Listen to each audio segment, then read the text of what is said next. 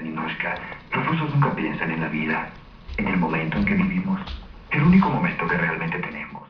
Él fue la voz detrás de Robin Hood, el rostro del cine clásico mexicano y una estrella incluso antes de poder hablar, actuando en películas con apenas 2 años de edad. Pero pocos conocieron al verdadero hombre detrás de esa voz. En privado, Rafael del Río vivió una vida llena de silencios, desamores, ocultos y un segundo hijo que el mundo no tenía permitido ver. Y décadas después de su muerte real, fue declarado muerto por error, una segunda vez, por titulares que ni siquiera se dieron cuenta de que se trataba del hombre equivocado. Entonces, ¿quién fue realmente Rafael del Río y por qué gran parte de su historia permaneció en las sombras? Una estrella antes de poder hablar. Antes de que Rafael del Río pudiera siquiera pronunciar su nombre, ya había ingresado a la industria cinematográfica. Nacido como Rafael Armel Marcelo Luis Etienne Masoyer en 1937 en la Ciudad de México, tenía apenas 2 años cuando apareció en Corazón de Niño, dirigida por Julio Bracho. Con sus intensos ojos verdes, su llamativo cabello negro y una inconfundible marca de nacimiento en el rostro, el pequeño Rafael tenía una presencia natural frente a la cámara, algo que sus padres, María Rosa Masoyer Cherón y Marcelo Etienne Barruel, alentaron desde el principio. Pasó su primera infancia inmerso en el mundo del entretenimiento mexicano, actuando en teatro infantil junto a nombres como Enrique Alonso y Alicia Montoya, para luego integrarse gradualmente a las compañías teatrales más importantes del país: Fernando Soler, Manolo Fábregas, Enrique Rambal y Marilo Elizaga, entre otros. En muchos sentidos, Rafael nunca tuvo una infancia. Los ensayos teatrales reemplazaron los juegos y la disciplina de memorizar diálogos se aprendió incluso antes de dominar las tablas. De multiplicar la fama lo encontró muy temprano, pero con ella llegó una carga: la expectativa de no fallar nunca. Para cuando la televisión comenzó a dominar el entretenimiento mexicano en la década de 1960, Rafael ya era un nombre familiar, aunque no siempre se le reconociera a simple vista. Esto se debía a que había comenzado a prestar su voz a otros, incluso a íconos. Como actor de doblaje, se convirtió en la voz en español de Robin Hood en el clásico de Disney de 1973. También fue la voz latina de Michael Douglas en Las calles de San Francisco.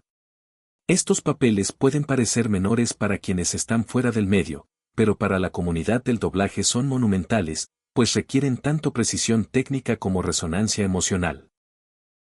Pero mientras su voz llegaba a millones, el hombre detrás de ella comenzó a desvanecerse en segundo plano. 2 matrimonios, un hijo oculto y una vida de silencioso desamor. Ante el ojo público, Rafael del Río proyectaba seguridad y elegancia. Era visto como un caballero pulido del cine mexicano, un protagonista confiable con una sonrisa cálida y una dicción impecable. Pero su vida privada contaba una historia muy distinta, marcada por la distancia emocional, votos rotos y un profundo temor al escándalo. Su primer matrimonio fue con Alma Delia Fuentes, una actriz muy querida que, al igual que Rafael, había iniciado su carrera desde la infancia. Ambos eran prodigios celebrados, pero su unión nunca fue realmente equilibrada. La estrella de Alma brillaba con más fuerza a inicios de la década de 1960. La llamaban la Shirley Temple mexicana, mientras que Rafael, aunque respetado, a menudo se sentía eclipsado. Los celos y la ambición fueron contaminando silenciosamente la relación. Amigos del medio susurraban sobre tensos momentos tras bambalinas, cenas perdidas, silencios helados y palabras duras pronunciadas entre tomas. Un miembro del equipo de Angelitos Negros recordó haber visto a Alma llegar tarde a un rodaje, llorando, murmurando apenas nunca me escucha. Intentaron mostrar un frente unido, especialmente en actos públicos o eventos de prensa. Pero para 1968 su matrimonio terminó en una separación silenciosa pero definitiva. Sin comunicados, sin entrevistas, solo un alejamiento gradual, 2 estrellas infantiles que crecieron y se distanciaron. 2 años después, Rafael se casó con María Elena Martínez Espinosa, una mujer ajena a la industria cuyo carácter sereno parecía ofrecerle la estabilidad emocional que le había faltado. Por un tiempo funcionó. Tuvieron una hija, Vanessa Etienne Martínez, nacida en un hogar más tranquilo, sin el escrutinio de los flashes. Amigos cercanos dicen que Rafael adoraba ser padre de Vanessa. Solía salir temprano de los ensayos para asistir a sus actos escolares y en entrevistas se refería a ella: mi paz en un mundo de ruido. Pero la paz no siempre dura. En 1987, Rafael del Río inició una breve relación con Nicolasa Hernández, una mujer sin vínculo alguno con el mundo del espectáculo. La relación no fue pública y terminó poco después de comenzar. Sin embargo, dio como resultado el nacimiento de un Rogelio Hernández Telles. Desde el inicio se acordó de manera privada y mutua que el niño no llevaría el apellido de Rafael. No hubo reconocimiento público oficial de la paternidad. Esta decisión no quedó documentada públicamente, pero era conocida entre allegados y familiares. La razón fue principalmente reputacional. Rafael, ya casado con María Elena Martínez Espinosa, temía las consecuencias de un escándalo público. En el contexto de los medios mexicanos de los años 80, revelaciones personales de este tipo podían dañar seriamente la carrera de una figura pública. La industria del entretenimiento mantenía estándares conservadores, especialmente para actores con una imagen asociada a profesionalismo y valores familiares.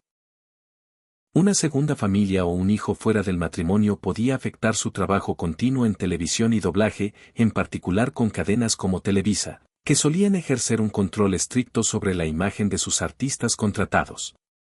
Además, Rafael tenía una hija, Vanessa Etienne Martínez, con su esposa María Elena. Protegerla de una posible exposición mediática o de consecuencias sociales fue, según se dice, otro factor clave en su decisión. Pero lo que pesó aún más fue el costo emocional de mantener esa parte de su vida oculta. Aunque Rogelio Hernández Telles no fue reconocido públicamente como su hijo, Rafael no cortó el contacto. Según conocidos de la familia y personas familiarizadas con el acuerdo, Rafael brindó apoyo económico regular, cubriendo gastos básicos y educación mediante arreglos privados en lugar de canales legales formales. Este apoyo se mantuvo de forma constante hasta su muerte en 2002. Su implicación también incluyó un contacto personal limitado. En lugar de visitas frecuentes, Rafael se comunicaba mediante cartas, cintas de casete grabadas y pequeños regalos, especialmente durante la primera infancia de Rogelio. Las grabaciones, dichas con la voz controlada y reconocible de Rafael, solían incluir cuentos antes de dormir y mensajes breves. Eran soluciones prácticas que le permitían estar presente sin arriesgar el reconocimiento público. Las apariciones físicas de Rafael en la vida de Rogelio fueron deliberadamente escasas y discretas. Cuando asistía a actos escolares o ceremonias, lo hacía solo. Evitaba interactuar con personal o padres de familia y se sentaba lejos de las zonas centrales. Evitaba por completo las fotografías. No se trataba de una restricción legal, sino de una precaución para impedir la identificación que podría haber derivado en exposición mediática y consecuencias profesionales. Varias personas cercanas a la familia describieron después la situación de Rafael como una descompartimentación emocional en su hogar principal con su esposa María Elena Martínez Espinosa y su hija Vanessa. Se mantenía confiable y atento, pero emocionalmente reservado. Las obligaciones profesionales y las tensiones personales no resueltas habrían provocado una distancia emocional creciente, especialmente en los últimos años de su vida. Con Rogelio, la relación estuvo definida por una limitación intencional más que por la ausencia. Rafael evitó crear expectativas que no podía cumplir públicamente. Esto dio lugar a un vínculo real pero estructuralmente restringido. No hubo apariciones públicas juntos, ni hitos compartidos documentados abiertamente, ni reconocimiento en entrevistas o biografías profesionales durante la vida de Rafael. En los últimos años antes de su muerte, Rafael comenzó a intentar resolver asuntos personales pendientes. Redactó varias cartas extensas destinadas a Rogelio. Estos escritos se centraban en la explicación más que en la justificación y expresaban arrepentimiento por las limitaciones impuestas por el entorno cultural y profesional en el que había construido su carrera. Algunas de estas cartas quedaron sin enviar al momento de su fallecimiento y fueron encontradas entre sus papeles. Una carta fechada en 2001 reflejaba su conciencia de los cambios en las normas sociales y reconocía que sus decisiones estuvieron moldeadas por una época menos tolerante con las figuras públicas que se apartaban de las estructuras familiares prescritas. En ella enfatizaba que su ausencia de reconocimiento público no fue resultado del rechazo, sino de una necesidad percibida. Tras la muerte de Rafael del Río, estos materiales se compartieron de forma privada dentro de la familia, no se hicieron públicos ni pasaron a formar parte de su biografía oficial. Como resultado, Rafael dejó dos legados: una carrera pública documentada en cine, televisión y doblaje, y una historia familiar en gran medida privada que él mismo se esforzó por proteger del escrutinio público. Ambos legados coexistieron a lo largo de su vida, pero solo uno fue visible para el público. Una carrera que se negó a conformarse. A pesar de la agitación personal, la carrera de Rafael del Río nunca perdió impulso, aunque ciertamente cambió de forma. Tuvo su etapa como galán apuesto y romántico en las décadas de 1950 y 1960. Papeles en Los jinetes de la bruja, Los chicos de la noche y La invasión de los vampiros mostraron su magnetismo en pantalla. Pero lo que hizo a Rafael verdaderamente irreemplazable fue su versatilidad. En el teatro, era aplaudido por su disciplina clásica; en el cine, por su intensidad contenida; y en el doblaje, por su asombrosa capacidad para captar emociones ajenas y volverlas reales para el público latinoamericano. Pero la misma industria que lo formó también terminó por desgastarlo. A mediados de los años 80, Rafael comenzó a frustrarse con la falta de innovación en la televisión mexicana. A menudo hablaba en privado sobre el reciclaje constante de clichés y el dominio de Televisa, y como actores más jóvenes con mejores conexiones sociales parecían saltarse el camino que él había recorrido con sudor y años de trabajo. Se sentía orgulloso de su labor en Viviana Pelucita y El amor tiene cara de mujer, pero sabía que podía dar más a veces. Le dijo una vez a un amigo: siento que mi mejor trabajo fue detrás de un micrófono. Y en efecto, fue Robin Hood en 1973 y Las calles de San Francisco lo que inmortalizó su voz a través de generaciones. Sin embargo, en los anales de la cultura popular mexicana, los actores de doblaje suelen permanecer sin reconocimiento. Rafael luchó con esa realidad. El aplauso nunca fue lo suficientemente fuerte, los créditos nunca lo suficientemente largos. Dos muertes, no una. El legado de Rafael del Río, el actor, dio un giro inesperado y extrañamente doloroso casi 2 décadas después de su fallecimiento. En una era de desinformación digital y memoria histórica difusa, fue declarado muerto 2 veces, y la segunda ni siquiera era él. La primera muerte ocurrió el 17 de marzo de 2002 en la Ciudad de México, cuando Rafael del Río sucumbió a una neumonía a los 65 años. Fue una muerte repentina, aunque no del todo inesperada. Amigos cercanos señalaron que había sufrido infecciones respiratorias recurrentes en los meses previos. Aún así, tomó a la industria por sorpresa. No hubo un gran obituario en televisión de horario estelar. No se transmitió ningún especial de homenaje. No hubo una ola de retrospectivas ni entrevistas con antiguos compañeros de reparto. A pesar de una carrera que se extendió por 6 décadas y de haber prestado su voz a algunos de los personajes doblados más queridos de América Latina, Rafael del Río fue despedido de manera discreta, casi anónima. De acuerdo con sus últimos deseos, no hubo funeral público. Sus restos fueron cremados y las cenizas esparcidas en un valle remoto cerca de la capital, un lugar que había visitado durante un descanso de filmación en los años 70 y que describió el único sitio donde el silencio se siente como paz, no como soledad. A la despedida privada asistieron algunos colegas, unos pocos familiares y amigos cercanos. No fue una salida grandiosa. Fue silenciosa, tal vez demasiado. Pero el verdadero giro llegó 18 años después, en enero de 2020, cuando medios mexicanos comenzaron a reportar una vez más la muerte de Rafael del Río. Esta vez, el fallecido era un respetado desarrollador hotelero y pionero del turismo en Cancún. Un hombre con el mismo nombre que había desempeñado un papel clave en la creación del Hyatt Regency, el Beach Palace y la Asociación de Hoteles de Cancún, Puerto Morelos e Isla Mujeres.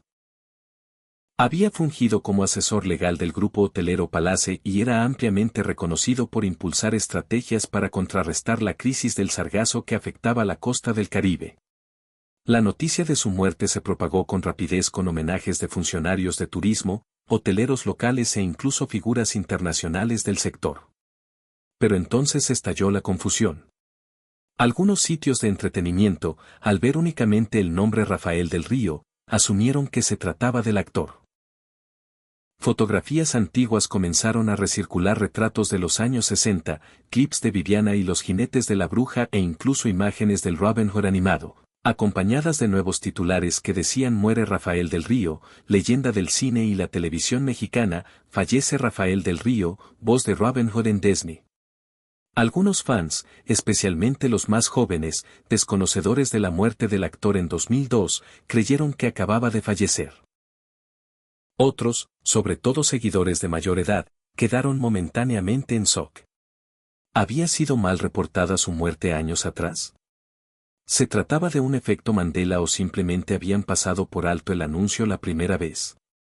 Pero la verdad era más extraña que la ficción. Había dos hombres, dos legados, un solo nombre. Mientras el Rafael del Río hotelero era recordado con ceremonias oficiales, amplia cobertura mediática y homenajes de la Secretaría de Turismo, la confusión dejó un sabor amargo entre quienes conocieron al Rafael del Río actor.